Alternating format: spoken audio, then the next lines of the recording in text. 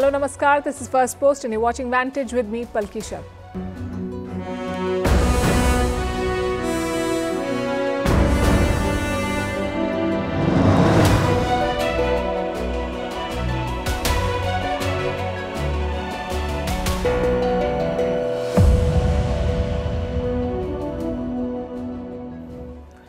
Joe Biden has withdrawn from the US presidential race. Kamala Harris is the Democratic frontrunner. She's pulling in the money, but can she secure her party's nomination? We'll discuss the hurdles in her path, tell you about her political journey and how the odds are stacked in the battle against Donald Trump. Plus, what made Biden finally change his mind? A detailed breakdown of the weekend that changed this election. What next for the president? What does his legacy look like? And what will be Trump's strategy now? We'll cover all of this and more. In West Asia, a new battlefront, a new cycle of violence. It's Israel versus the Houthis in Yemen exchanging airstrikes. In India, it's budget day tomorrow. The economic survey talks about jobs, artificial intelligence, China, and the impact of social media on our growth. The big crypto hack, $230 million stolen from WazirX. They've announced a bounty to recover the amount. In Europe, thousands are protesting against over-tourism. They want your money, but they don't want you. Is there a way out? And Karnataka debates a 14-hour workday. Is it even legal? We'll tell you the headlines first. Protests suspended in Bangladesh for 48 hours over the rising death toll. This decision was taken by the student group leading the demonstrations. More than 150 people have been killed so far. A curfew has been imposed across the country. On Sunday, Bangladesh's Supreme Court scaled back the controversial job quota system that triggered the unrest. Pakistan police raid the headquarters of Imran Khan's party. Islamabad police arrest the party's chairman and the information secretary. It comes a week after the Shehbaz Sharif government vowed to ban Imran Khan's PTI. The former prime minister has been in jail for nearly a year. Is Uganda going the Kenya way? Protesters plan to go ahead with an anti-corruption march tomorrow. The police have banned the march planned in capital Kampala. President Museveni says the protesters are quote-unquote playing with fire. He has ruled the East African country with an iron fist since 1986. Taiwan remodeled its war games amid threats from China. The exercise aims to realistically simulate an attack from Beijing. Taiwan's military discards drills deemed to be out of touch. China claims the self-ruled island as part of its territory. In recent months, Beijing has increased its military presence around Taiwan. And Ukraine's foreign minister to visit China tomorrow. The talks will focus on ending Russia's invasion of Ukraine. Last month, Russia was not invited to the Ukraine Peace Summit held in Switzerland. Beijing, a close political and economic ally of Moscow, also did not attend the summit.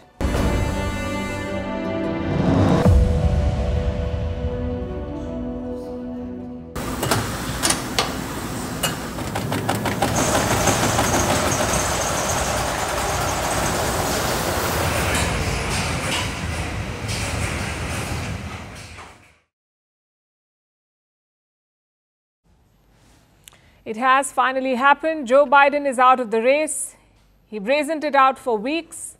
Then on Sunday, he stood down and endorsed Kamala Harris, the US Vice President. She will replace Biden as the front-runner for the Democratic Party for this upcoming election. She has the support of a number of Democrats. She's also getting the donors. In less than 24 hours, Kamala Harris has raised millions of dollars for her campaign. What she needs now is a party nomination for her to be officially declared as the Democratic candidate.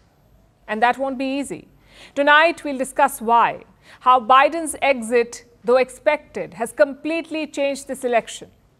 And we start by discussing what happens now. The Democratic Party is in disarray.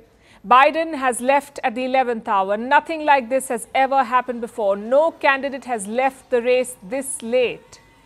Joe Biden is the first sitting president to step down in this manner. He was not officially nominated by his party, but he was expected to contest the election. So first of all, his party will have to get their act together now.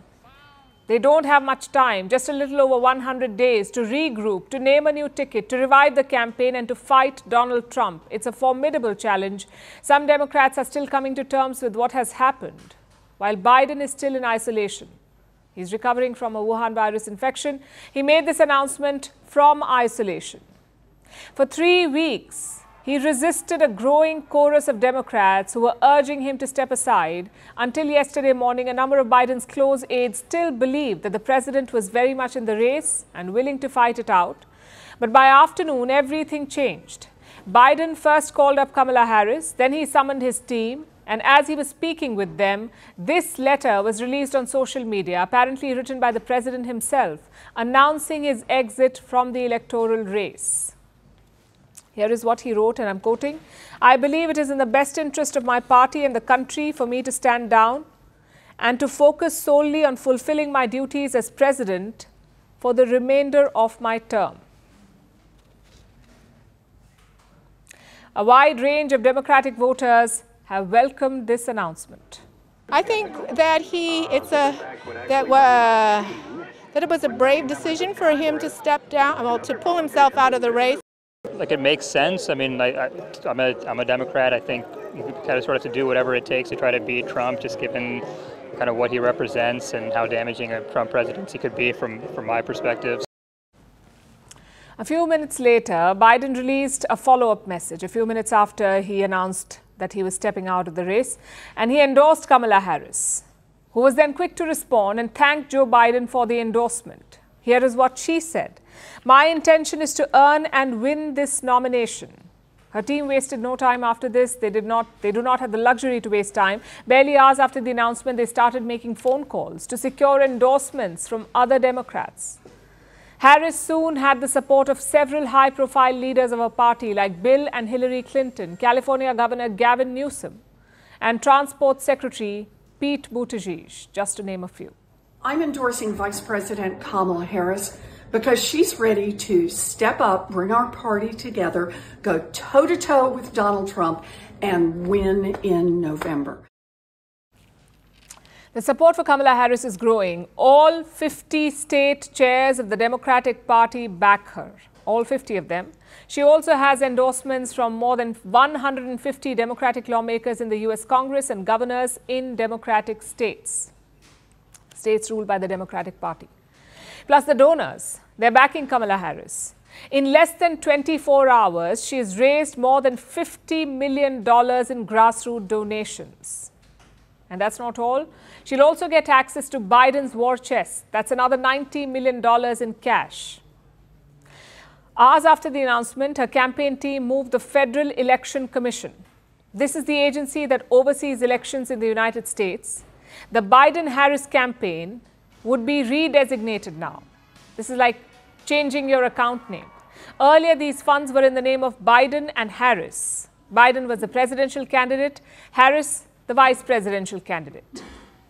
Now it would go to Harris and whoever she picks for the VP ticket. But access to campaign funds is not the biggest challenge for Kamala Harris at this point. Her greatest hurdle is securing the party nomination. She has to be officially nominated by her party, and the path to this is not easy. Harris still has a lot of boxes to tick here. For starters, some senior Democrats are still sitting on the sidelines. They haven't endorsed Kamala Harris. Leaders like Barack Obama, Nancy Pelosi, Chuck Schumer, and Hakeem Jeffries. These are influential voices within the party. Harris needs to win them over. That's the first hurdle. Next, she must ensure that there are no challengers in the party. The Democratic convention is slated for next month, the 19th of August. With Biden now out of the picture, it's an open contest. There will be almost 4,000 delegates at the convention, free to vote as they please. In this case, since President Biden has announced he's not running, they are free in every sense of the word to get behind whoever they choose.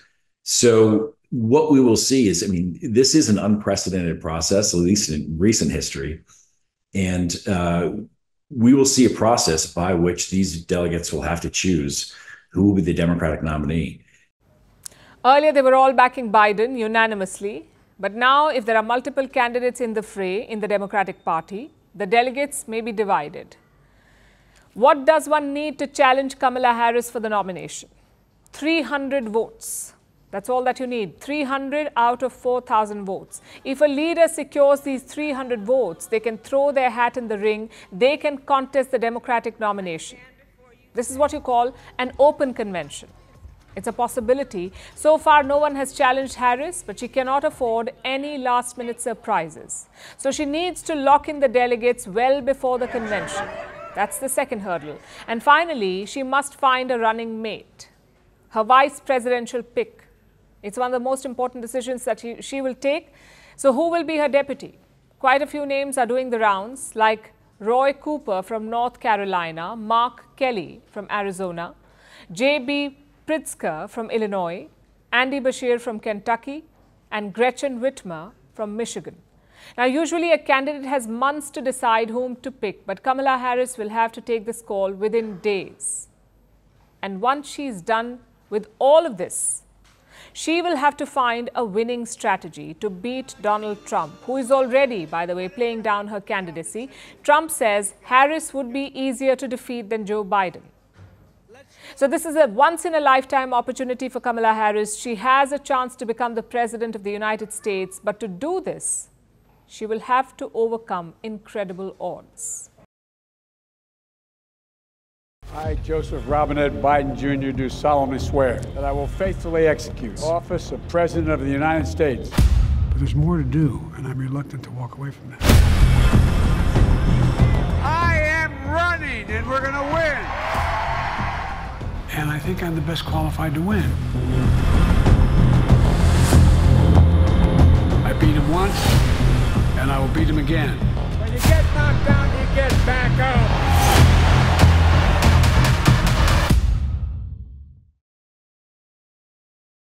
So Biden's out of the race, but what convinced him to drop out? What changed his mind? Even on Friday, his campaign was motoring on. His advisors said that Biden would stay in the race. But then on Sunday, the big announcement came. So what changed in those 48 hours? Well, Biden was not at the White House this weekend. He was in his hometown, Delaware. He was still recovering from his Wuhan virus symptoms. With him were a handful of supporters, like White House counselor Steve Ricchetti, campaign advisor Mike Donnellan, Deputy Chief of Staff Annie Tomasini, and Jill Biden's advisor Anthony Bernal. They were taking stock of the campaign, and the news wasn't good. Donations were drying up, big names were urging Biden to step down, and Trump was riding high. So on Saturday evening, they looked at some poll numbers. Again, nothing good. Trump was building on his lead in swing states, and that apparently was the final nail in the coffin. Reports say Biden had made up his mind by Saturday night. He had decided to pull out by Saturday night. The next day, on Sunday, he held another round of talks, sort of like a last-minute check. And then he broke the news. Joe Biden first called Vice President Kamala Harris. He informed her of his decision. Then he called his White House Chief of Staff. At around 1:45 p.m. local time, Biden's team was informed of the decision. Around the same time, this letter was posted on X. And just like that, Joe Biden's campaign was over. I guess it was the perfect storm. Recovering from an illness, miles away from the White House and surrounded by family, it probably cleared the president's mind. Maybe helped him see the writing on the wall. It was definitely a weekend that changed U.S. politics. But getting here was tough, a mix of fate, politics, and narratives. This time last month, Biden was the undisputed nominee. He was neck and neck with Donald Trump, but in 25 days, he lost the White House. Let's look at the key events in that time. In April, Joe Biden proposed a televised debate with Trump. Normally, these debates would happen after the convention. But Biden said, let's have it before. In hindsight, that decision burned his campaign. The debate was held on the 27th of June, and Biden's performance was a disaster. He looked weak and tired. His voice was raspy and low, and his sentences often made no sense. That was a wake-up call for Democrats. They realized that Biden's health had deteriorated, so the party rebellion began. At first, it was state leaders and congressmen. None of the bigwigs joined in. They wanted to see where things went. And Joe Biden dug in. He admitted that he wasn't young or energetic, but he vowed to push on. Folks, let me close with this. I know I'm not a young man. State the obvious. Well, I know. Folks, I don't walk as easy as I used to. I don't speak as smoothly as I used to. I don't debate as well as I used to. But I know what I do know. I know how to tell the truth. I know right from wrong. And I know how to do this job. I know how to get things done. Biden went into damage control. He started giving more interviews on TV. He also began talking up the NATO summit. Washington hosted this meeting earlier this month, the NATO summit. So all eyes were on Joe Biden. Would the president redeem himself, or would he stumble again? Take a look at what happened. And now I want to hand it over to the president of Ukraine, who has as much courage as he has determination. Ladies and gentlemen, President Putin. President Putin. You can beat President Putin. President Zelensky. I'm so focused on beating Putin, we got to worry about it. Anyway, Mr. President. I'm better. You are a hell of a lot better. Thank you so much, Mr. President.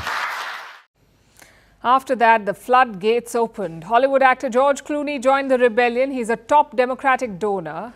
He asked Biden to step aside. That's when the second key event happened, the assassination attempt on Donald Trump. It sharpened the contrast between the two men. Trump was defiant after the shooting. He got up, he pumped his fist, and he shouted, "Fight." You couldn't imagine Biden doing that. Which brings us to the third key event that turned the tide. The party bigwigs got involved. Among them, two names stand out. First is former House Speaker Nancy Pelosi. The second is Barack Obama. Both of them have worked closely with Joe Biden. They're also very popular among voters. Neither of them went public with their views. Instead, they leaked reports to the US media. Obama's comments came last week. He said Biden's path to re-election had diminished. That's the term he used, which brings us to the weekend. This weekend, Biden had just two choices: ignore the rebellion and stay on, or give in to party pressure. The first option, staying on, would have been incredibly risky. Maybe a charismatic candidate could have fought alone, used his own brand to stay in the race, but not Joe Biden. He would have needed party support to take on Donald Trump. Plus, this was his last chance. A loss would have destroyed his legacy. So in the end, Biden made the only decision that made sense. He stepped aside.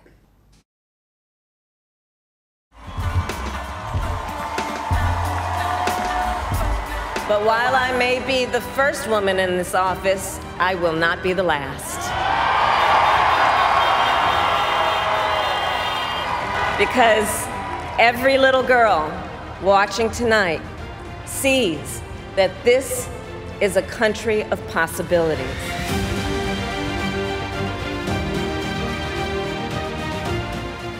And yes, it is an office with a long-standing reputation as one of the best in the country.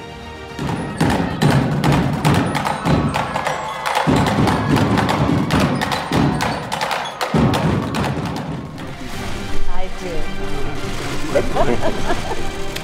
Now you got some. I, Kamala Davy Harris, do solemnly swear.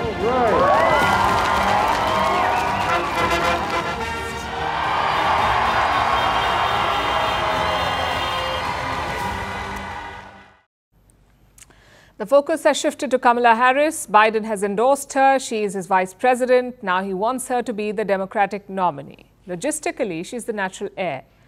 But as we've discussed, the path may not be so easy. And yet, Kamala Harris is no stranger to difficult journeys. She was born in 1964 in California. Both her parents were immigrants. Her mother was Indian, her father was Jamaican. Both had come to America for education. When Kamala Harris was 7, her parents got divorced. She was raised mostly by her mother, Shamila Gopalan Harris. She visited India as a child and grew up close to her Indian heritage.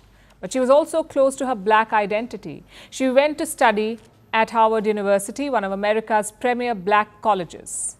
That's where she delved into politics and civil rights. After that, it was law school in San Francisco and a job at the district attorney's office. All was going well, but Kamala Harris wanted to do more. So in 2003, the year 2003, she ran for district attorney. It was quite successful a campaign, and Harris won. She became the first black woman to be elected district attorney in California. That's the first glass ceiling that she shattered. In 2010, she ran for California Attorney General. People did not think that she would win, but she did. Interestingly, Donald Trump donated to her campaign. He gave $5,000 in 2011 and $1,000 in 2013 to Kamala Harris. She was the first woman to hold the job. So another glass ceiling broken. During the Obama presidency, there were rumors that she wanted to become a Supreme Court nominee. That did not happen. But in 2016, she became a senator and thus began her active political journey. In 2018, Harris became known for her sharp questioning. Multiple videos of hers went viral. Impeccable memory. You've been speaking for almost 8 hours, I think more, with this committee about all sorts of things you remember. Yeah. How can you not remember whether or not you had a conversation about Robert Mueller or his investigation with anyone at that law firm? This investigation has only been going on for so long, sir. So Harris decided to capitalize on this popularity and fame. In 2019, she ran for the presidency. Initially, she was a Democratic frontrunner. She sparred with Biden in the debates, but voters were unclear of her position on multiple issues. And by the end of the year, Harris ended her campaign. But she did not endorse Biden immediately. She waited until March of 2020 to do that. In August that year, Biden chose her as his running mate. And when they won, Kamala Harris made history. We did it, Joe. You're going to be the next president of the United States. She became the first female U.S. vice president. She's the first black vice president. She's the first Asian American to serve as vice president. So it's a lot of firsts. And that's been Kamala Harris's whole life. We have to know that sometimes people will open the door for you and leave it open. Sometimes they won't. And then you need to kick that door down.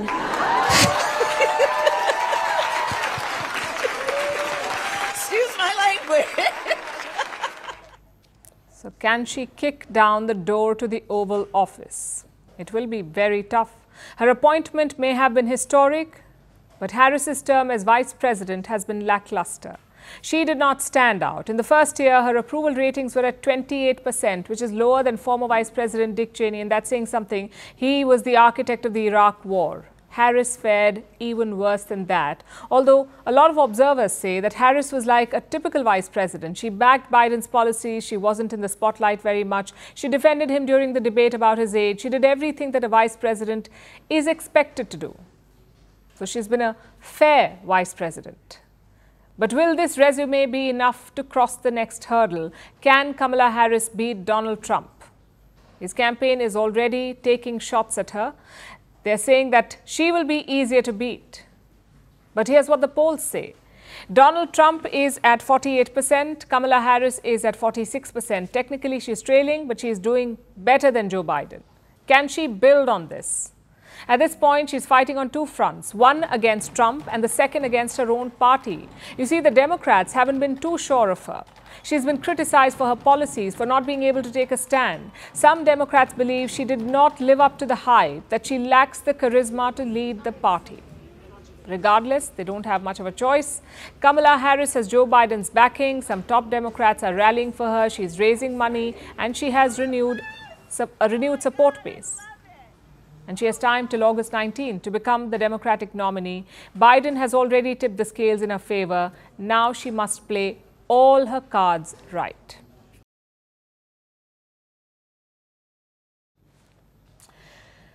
Now, you know Kamala Harris, Biden's VP and heir apparent. Of course, her opponents also know her.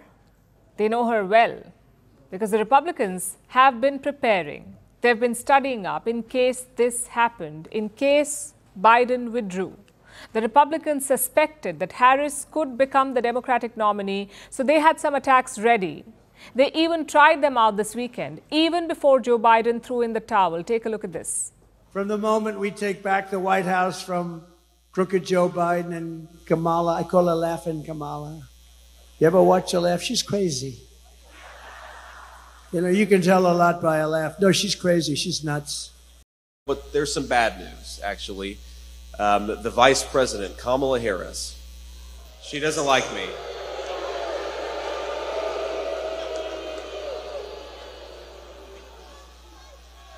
Kamala Harris said something to the effect that I have no loyalty to this country.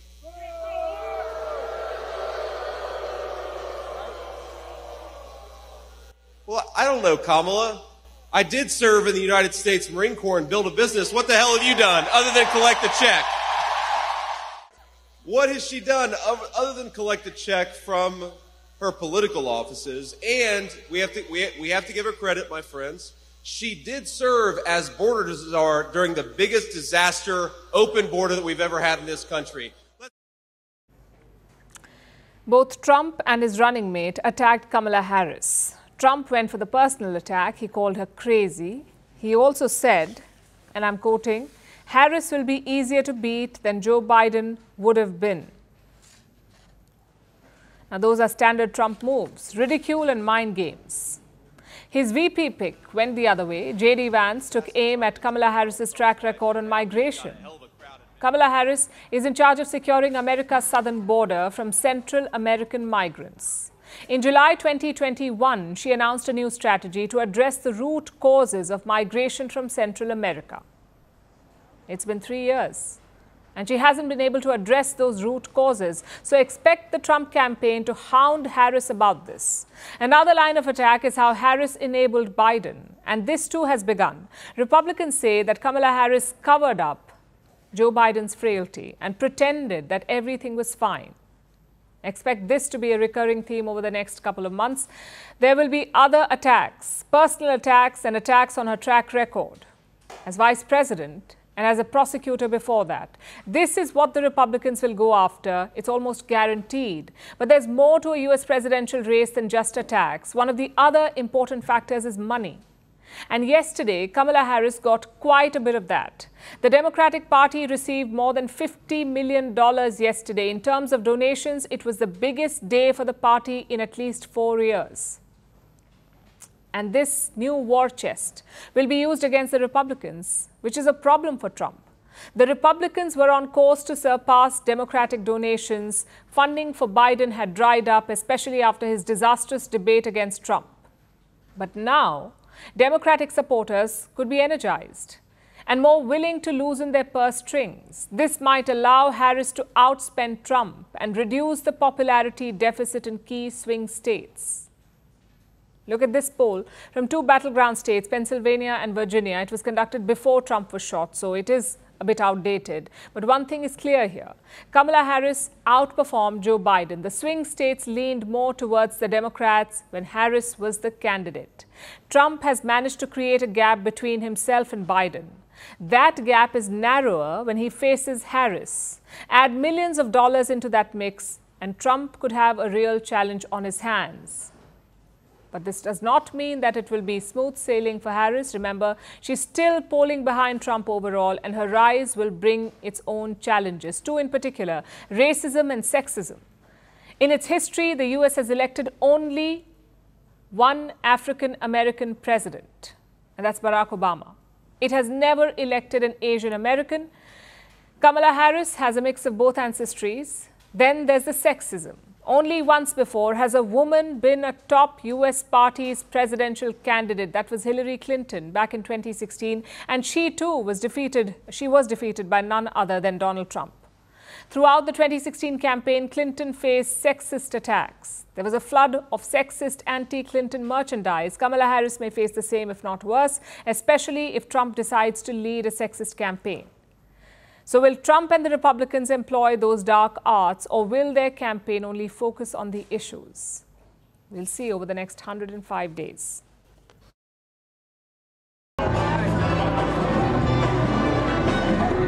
ain't over, man. We're just getting started.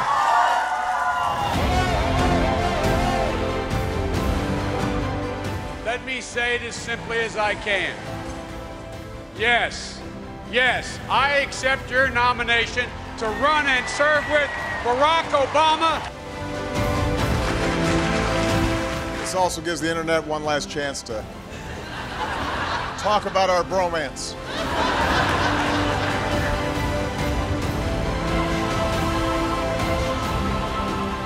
You want to stand against violence in America, then join me in getting these weapons of war off the streets of America.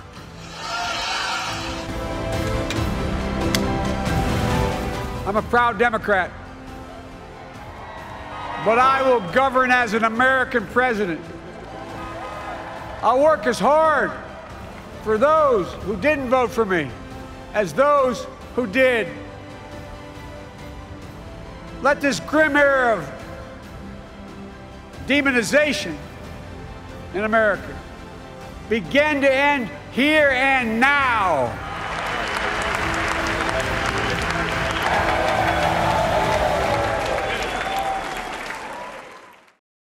Biden's not in the race anymore, but he's still the US president. Elections are slated for November this year. A new president will take over in January 2025. So Joe Biden has 6 months left. He will be looking to end on a high, but the Republicans will make it hard for him. They've already turned up the pressure. The House Speaker wants Biden to resign as president. He says if you can't run for office, you can't stay on either. You must step aside. So expect a turbulent period. More so if Kamala Harris is nominated by the Democrats, which brings us to the campaign trail. Biden will have a role there. On the campaign trail, as president, his voice carries weight. Plus, his core supporters are still loyal to him. That's black and progressive voters. He will need to rally them for the Democratic nominee. And don't forget, the US is involved in 2 ongoing wars. Those conflicts won't pause for the US election, which means Biden remains a key player. But what about after January 2025? Chances are he will retire. Very few American presidents stay on in active politics. They mostly stick to seminars and speeches. Also, Biden is 81 years old, so it's hard to see another political innings for him, which raises a complicated question. What is Joe Biden's legacy? The first thing that stands out is longevity. Biden has been in politics for 52 years. He was elected to the US Senate in 1972. He was just 29 years old back then, so clearly an early bloomer. But Biden waited many decades to reach the White House. He spent 36 years as a senator, 8 years as vice president, and now 4 as president. Like him or hate him, that's an impressive career. We can't focus on all of it, so let's focus on the presidency. Biden's 2020 campaign was a long shot. He finished 4th in the first Democratic caucus. But he did not give up. He snatched the Democratic nomination. He also did something rare in US politics. He beat a sitting US president and took over in January 2021. The US was still reeling from the Wuhan virus pandemic. It was also coming to terms with the Capitol riots, an assault on American democracy. So Biden talked about healing and unity. His slogan was, America's back. But did that translate into any success? Well, Biden did pass some major legislations, almost $2 trillion in pandemic aid, $1 trillion for infrastructure upgrade, $52 billion to make semiconductors in the US, and the Inflation Reduction Act. That last one is very important. It's the single biggest investment in green energy. On paper, this is all very impressive. Biden did not have a brutal majority in Congress. In fact, the Republicans captured the House in 2022. So passing these bills is a big tick. You're talking about structural investments here. It will take years, maybe decades to materialize. But that's what he did. Now we come to the failures. Biden wasn't able to solve America's gun crisis. Forget solving it. Former presidents are being shot at in campaign rallies, so the situation has gotten worse on his watch. But his biggest failures came abroad, which is strange because Biden is an old foreign policy hand. He served on the Senate Foreign Relations Committee. So we assumed that Biden would ace it. As it turned out, he did not. He may have united European nations against Russia, but that unity hasn't really led to much. Russia occupies around 18% of Ukraine's land. The war has also upended supply chains around the world. So net-net, it's a failure. Same in Israel. Biden will always be remembered for his role in Gaza. He may have criticized Benjamin Netanyahu, but he kept shipping weapons. As a result, more than 38,000 Palestinians are dead. in West Asia, that will remain Biden's legacy, that of an enabler. And how can we forget Afghanistan? The United States spent 20 years fighting the Taliban. Afghan women had just started to enjoy their freedoms, but Joe Biden flushed it down the drain. His exit plan was a complete disaster, one that put the Taliban back in power. Now, Biden will argue that he was given a raw deal, but when you're president, the buck stops with you. So looking back, how do you sum up Joe Biden's legacy? He was certainly a fighter. He never gave up his dream to become US president. He first tried in 1988, by the way, but no success. Then he tried again in 2007, but settled for vice president. And then he tried again in 2020. Among allies, he was a respected figure, mostly for his experience and gentle manners. Dozens of world leaders have also reacted to Biden's exit. All of them had great things to say about him. So it's easy to judge Biden the president. But it's not so easy to judge Biden the politician. In his own words, he was supposed to be a transitional leader, someone to beat Trump and then leave. Look, I view myself as a bridge, not as anything else. There's an entire generation of leaders you saw stand behind me. They are the future of this country. They're the people who are going to... So it all depends on the transition. If Democrats retain the White House, Biden's legacy will be sealed. His transition would be a success. But if they don't, things will be very different. No one will blame the Democratic nominee for the loss. They will blame Joe Biden.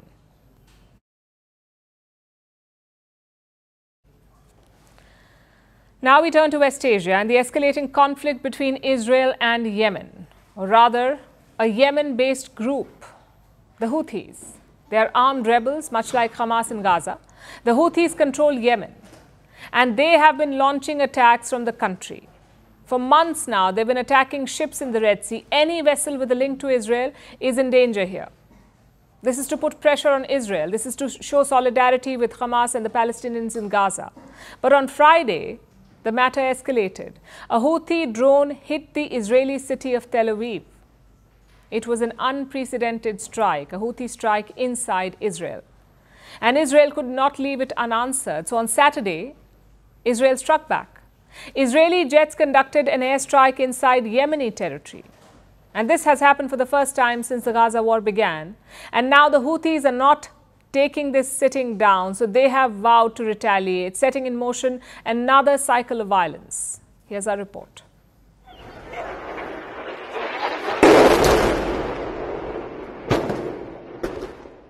Those were the scenes from the Hodeidah port, the second largest port in Yemen. Israeli fighter jets struck the port on Saturday and the fires are still burning. This was Israel's first strike inside Yemeni territory, and it's a major escalation in the Israel-Hamas conflict. To understand this, let's take a look at the bigger picture. Yemen is home to the Houthi rebel group. It's an armed group like Hamas in Gaza or Hezbollah in Lebanon. All three groups are allied and they are all backed by Israel's greatest enemy, Iran. Collectively, the armed groups are known as the Axis of Resistance. And what do they resist? Israel and its Western backers. After the October 7th attack on Israel, the Houthis threw in their lot with Hamas and began fighting a proxy war against Israel by targeting ships in the Red Sea. The Houthis attack any ship that they think is linked to Israel. This has caused problems for global shipping. It has been going on since November, but on Friday, the Houthis managed to attack Israel directly. A Houthi drone hit a building in Tel Aviv. One person was killed and at least 10 were injured. Tel Aviv is Israel's commercial center. The Houthi drone attack took place barely 100 meters away from the US embassy in Tel Aviv. It was a major security failure for Israel and a symbolic victory for the Houthis. The Houthis then declared Tel Aviv a primary target. Israel could not have that. They're fighting a war in Gaza.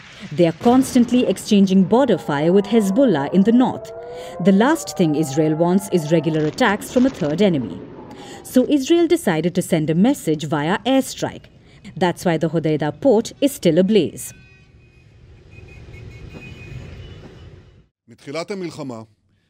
This operation hit targets 1,800 kilometers from our borders. It makes it clear to our enemies that there is no place that the long arm of the State of Israel will not reach. The attack came in direct response to the drone attack in which an Israeli citizen was killed and other civilians were injured. It also followed the aggression of the Houthis against the State of Israel since the beginning of the war. The goal was to deter further attacks, but it seems to have had the opposite effect. Yesterday, the Houthis struck again. They fired multiple missiles at Israel at the Red Sea port city of Eilat. Israel intercepted the missiles, but it doesn't mean that the danger has passed.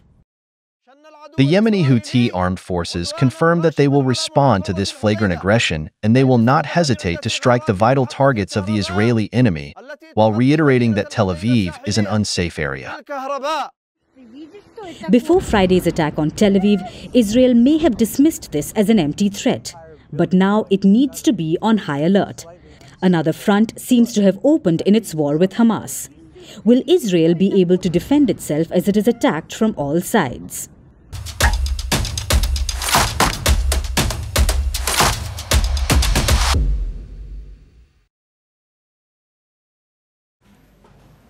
Tomorrow is budget day in India. There's a lot of buzz around what to expect. Populism, reforms, or a mix of both. What will it be? It will also be a record for the finance minister. This will be her 7th consecutive budget. The previous record was 6. As you know, before the budget comes the economic survey. Think of it as an annual report card. The survey covers the past financial year. It also gives projections for the future. The latest survey was tabled in Parliament today. So we're looking at the top highlights. Number 1, the growth projections. India's GDP is expected to grow by 6.5 to 7%, 6.5 to 7%. To put that in context, the GDP growth was 8.2% in the last financial year. But that was post-COVID growth. The pandemic had battered the economy, so last year was about revival, hence the 8% growth. Having said that, 6.5 and 7 is also quite impressive. China, for example, is projected to grow by just 5%, so India is well placed. Which brings us to highlight number 2, inflation. The survey says that prices are largely under control, but food inflation remains a problem. It was more than 9% last month. The economic survey has listed out reasons for this, for why the inflation is high, mainly weather and pandemic fallout. It says India's short-term inflation outlook is benign, meaning not a cause of concern. What about the long term? The survey has suggested a few measures like increasing oilseed production, better storage for vegetables and producing more pulses. This is the long-term map for India's fight against inflation. Let's look at highlight number 3, and that is jobs. It's a major concern for India. Around 30% of the country's graduates are unemployed. 30%. What does the survey say about that? Well, quite the opposite. The economic survey argues that India's job market is robust. Based on what? The PLFS, that's the Periodic Labour Force Survey. It says that India's youth unemployment has come down from almost 18% in 2018 to 10% now. The unemployment rate, 18% in 2018 to 10% now. That's what the economic survey says. It also says that more women have joined the workforce. But the survey does flag a major issue, and that is artificial intelligence. Listen to this, and I'm quoting, AI casts a huge pall of uncertainty as to its impact on workers across all skill levels, low, semi, and high. Now, this is a big statement to make, but it's also a debatable one because we don't know the level of AI penetration in India. We don't know how many companies are using it, to what extent, so it's tough to gauge the impact. Nonetheless, AI has made it to the economic survey of India, and that in itself is a big deal. Highlight number 4 is China, and this is very interesting. The survey calls it the Chinese conundrum. We've talked about factories and companies leaving China. We've also mentioned how India could benefit from this trend. But the economic survey has flagged a problem. Let me quote again. It may not be the most prudent approach to think that India can take up the slack from China vacating certain spaces in manufacturing. And this is a big admission. The assumption was that India would gain from China's slowdown. But the survey says that's not guaranteed. In fact, it wants India to piggyback on China. Listen to what it says further. I'm quoting again. To boost Indian manufacturing and plug India into the global supply chain, it is inevitable that India plugs itself into China's supply chain. We'll need more clarity on this. China is India's biggest national security threat, yet this survey paints a different picture. It says China can be a key to India's growth. The question is, how will the Indian government strike this balance between economy and security? Now to the final highlight. It's a message to young Indians. Many of them have flagged issues like job loss and paper leaks. But this survey has advice for them. I'm quoting again, social media, screen time, sedentary habits and unhealthy food are a lethal mix that can undermine public health and productivity and diminish India's economic potential. I will concede they have a point. Doom scrolling is not good for productivity, neither is eating fast food, but again the impact is debatable. There are more structural issues at play here, issues that only the government can address. Let's see what the budget will say about them. We'll be covering the proceedings live on First Post. Make sure you tune in for all the updates and analysis. Speaking of the budget, India's crypto industry has its own wish list for the budget. They would like to see a reduction in taxes. Currently, gains from cryptocurrency are taxed at 30% in India, but there are virtually no safeguards for those who invest in crypto. And this industry needs some urgent regulation. One of India's biggest crypto platforms was hacked. It is called WazirX. It has lost more than $230 million. That's about half the company's holdings. WazirX is now offering a bounty to anyone who can help them recover this money. Here's a report. Imagine this. You wake up one morning, you open up your banking app on your phone, only to find it empty. All your savings are gone. Your bank balance is at zero. Last week, users of WazirX lived through this nightmare. WazirX is one of India's biggest cryptocurrency firms. It has 16 million users. The company suffered a major cyber attack. Crypto assets worth more than $230 million were stolen. That's about half of WazirX's total reserves. WazirX says the hack was beyond their control, a force majeure event. Temporarily, the platform has halted withdrawals, both in Indian rupees and cryptocurrencies. WazirX knows little about the hackers. It's offering a reward, a bounty of up to $23 million, to anyone who can help them recover the lost crypto assets. Going by one account, the Lazarus Group, a hacker group connected to the North Korean government, could be behind the hack. But WazirX is yet to confirm this claim. The hack couldn't have come at a worse time for this platform. Crypto trading on WazirX has dropped dramatically. Last year, the trading volumes decreased by 90%.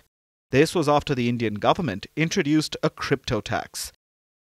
All transactions are subject to a 1% tax deducted at source. Profits earned through cryptocurrencies attract a 30% tax. But it still remains tough to protect investor money, thanks to the nature of cryptocurrencies. Most of them are decentralized. They're not controlled by any institution or central bank, and they operate with a high degree of autonomy. This makes it challenging to stop hackers. India has been working on a law for cryptocurrencies. The bill is still in the pipeline, but without any global regulation, crypto investors lack a safety net. That's why such hacks have become more frequent. In 2022, crypto assets worth over $3.8 billion were stolen. In 2023, there were more hacks, but the losses reduced. Investors lost about $1.7 billion. Crypto platforms are trying to improve their security. But as the WazirX hack shows, nothing is foolproof. What should investors do then? Experts suggest that they can use offline wallets to protect their assets. These are more secure, since they're not always connected to the internet. Investors could also diversify their portfolios and only invest what they can afford to lose. Cryptocurrencies remain a largely unregulated space, which makes it very vulnerable to cyber thieves. Now let's talk about Europe. It's where the world wants to spend their summer. But does Europe want all those tourists? Judging by the reactions of most cities, the answer is a loud no. Yesterday, protests broke out in Spain's Mallorca. 20,000 people asked tourists to get out. And it's not the only city that's saying this. Across Europe, over-tourism is a huge problem, but some cities like Copenhagen have taken a unique approach. Instead of turning away visitors, they're trying to lure them. Why is that? Our next report looks at the two sides of over-tourism. On Sunday, tourists in Mallorca woke up to this.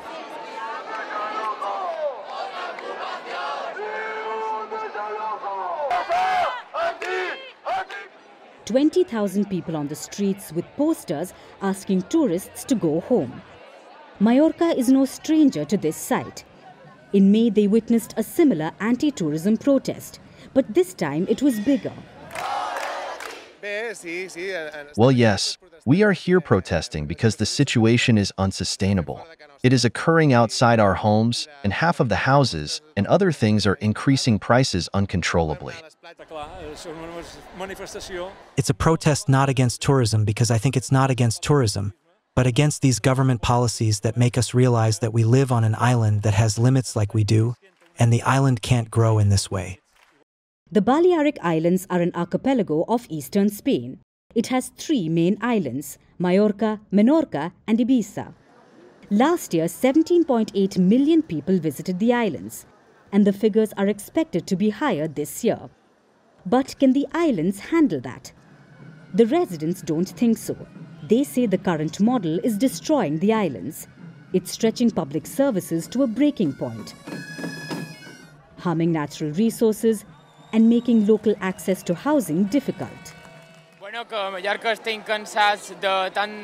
Well, in the long run, we are tired of so much obsessive tourism. A tourism that is not worth it and does not benefit the island because we are selling it. And the worst thing is that we residents are paying the negative consequences of this excessive tourism. And it's not the only over-tourism protests in Spain. There have been demonstrations in Malaga as well as on the Canary Islands. In Barcelona, tourists were sprayed with water guns.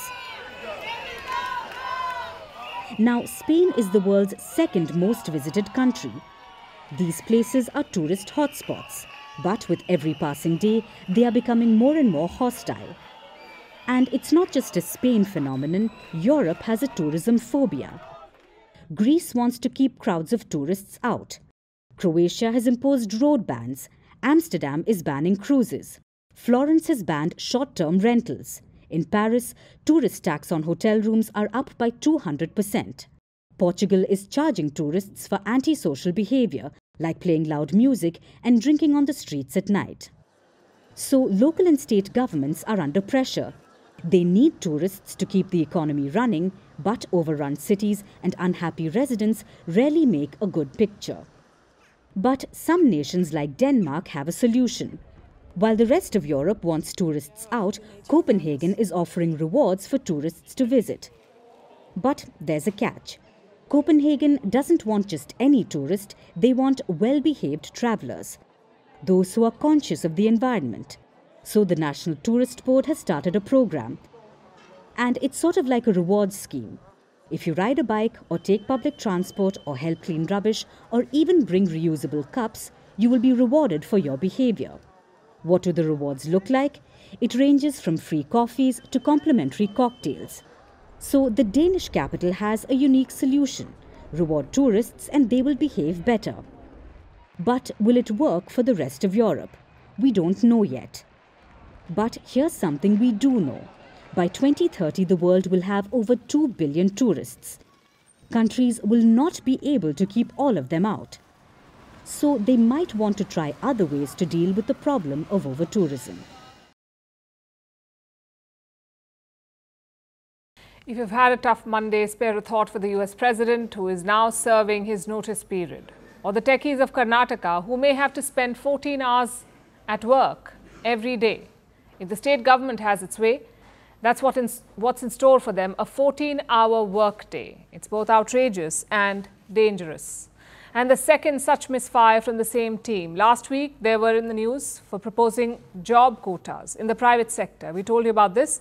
They wanted reservation, the state government, for Kannadigas, natives of the state. So local candidates in the private sector. The bill invited strong backlash and it had to be shelved. Now they want a 14-hour day. That's a 70-hour work week for people in the tech sector, specifically the IT and ITES sector, meaning information technology and information technology-enabled services, basically your back office or customer support. They may be asked to work 14 hours a day. It is the very definition of inhumane working conditions, and no shocker, it also violates international regulations. The International Labour Organization recommends a 9-hour working day. Indians already have it rough. An average Indian works 48 hours a week, which makes us the 5th most overworked country in the world. Now, Karnataka wants to take it to another level by adding 22 more hours per week. Is this even legal? Well, technically, yes. In India, each state has its own set of regulations about work hours. In Karnataka, this regulation falls under the Karnataka Shops and Commercial Establishment Act. It allows a maximum of 10 hours work per day, including overtime. The government wants to amend this act. At this point, it's just a proposal, but the very idea to normalize a 14-hour work day has triggered people. Perhaps the only person taking it well is Narayan Murthy, the co-founder of IT giant Infosys. Last year, he asked young workers to put in 70 hours a week, which sparked a huge debate. Incidentally, Infosys is also headquartered in Bengaluru, the capital of Karnataka, also known as India's Silicon Valley, home to about 2 million IT workers. And they're not happy with this 70-hour proposal. IT sector unions are up in arms. They're calling it, and I'm quoting, the biggest ever attack on the working class in this era. They've called for a nationwide strike. The opposition is understandable here. Science backs it. Working 55 hours or more impacts health. So working 70 hours will obviously be worse. There are mental, physical and emotional health implications. According to the World Health Organization, working long hours kills 750,000 people each year through stroke and heart diseases. And Karnataka's IT sector already faces these issues. 45% of their employees reportedly suffer from depression, according to this report at least. 55% face physical health problems. Plus, a 70-hour work week will have ripple effects. It will worsen gender equality for one. Women do more unpaid labor than men at home. They will not be able to commit to 14-hour days. They may be pushed out of the formal job sector. Has the Karnataka government taken all these factors into account? If not, they may want to. They may want to also consider some other cases like China. They have what's called the 996. People work from 9 a.m. to 9 p.m., 6 days a week, 996. Now, this has caused widespread protests in the country. Then we have Japan and South Korea, where people die from overwork. More people die from overwork than they do from diseases like malaria. Death by overwork is so common, they even have a word for it. It's called karoshi. Plus, longer hours do not necessarily translate into more productivity. In fact, they can do the very opposite. Long hours hamper judgment, output levels, and interpersonal communication. Workers are more likely to make mistakes. 95 workers see a drop in performance if they do not get adequate rest. So the research is clear. We've said this before and we'll say it again. Each one of us has a different threshold and drive when it comes to work. If you enjoy it, it won't even feel like work, but it cannot be institutionalized. The world over, companies and individuals are in pursuit of work-life balance. Karnataka should not try to head in the opposite direction and squander the advantage and goodwill its IT industry has earned over the years. And now it's time for Vantage Shots, images that tell the story. The world's longest rowing boat is all set to take part in the Paris 2024 Olympic torch relay. Nigerian artist seeks world record for the largest drawing by an individual. And it looks like old habits often die hard, as UK Prime Minister Keir Starmer accidentally calls Rishi Sunak Prime Minister in the Parliament. Finally, we are taking you back in history. On this day in 1942, Nazis began moving Jews from the Warsaw Ghetto to concentration camps. More than 250,000 Jews were taken to Treblinka by rail. They were gassed to death there. By 1945, 6 million Jews were killed in the Holocaust. We're leaving you on that note. Thank you for watching. We'll see you tomorrow.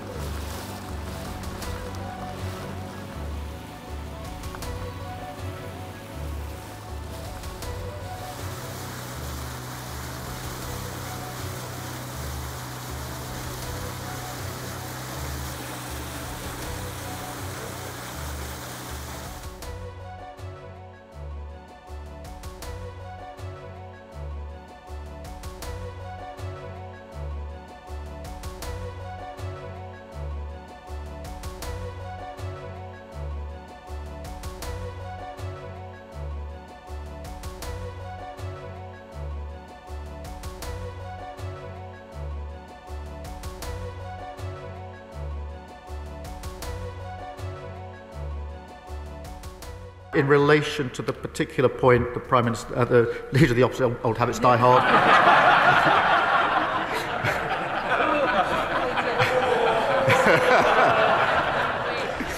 The point that the Leader of the Opposition for me.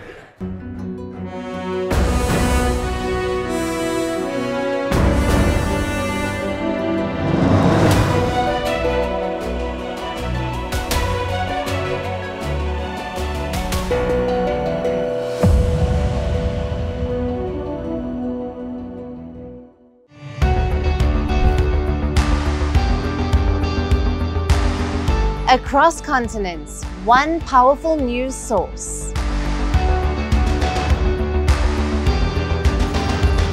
Bringing you diverse perspectives on the issues that matter.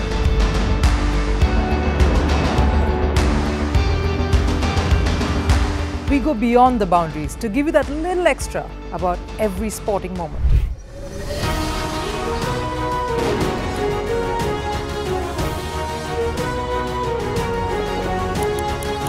So thank you for making First Post 5 million strong. We're counting on your support, and you can trust us to bring you the news unfiltered and unvarnished.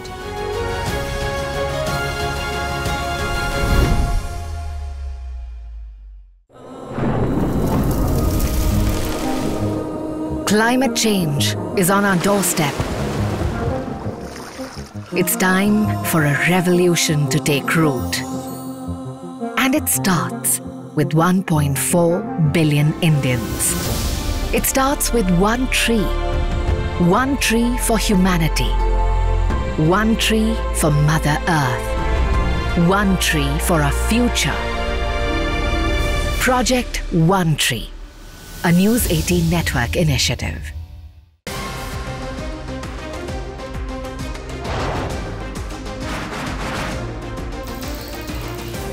On the show today, the T20 World Cup bandwagon fans move across to the West Indies. What can you expect from this? Hello, I'm Alison Green, coming to you from Durban, South Africa. Today we have a special show. We start with a report on India's shifting nuclear posture. For the first time since India officially became a nuclear power. Hello and welcome to First Post America. I'm Aaron Ham, coming to you live from the nation's capital.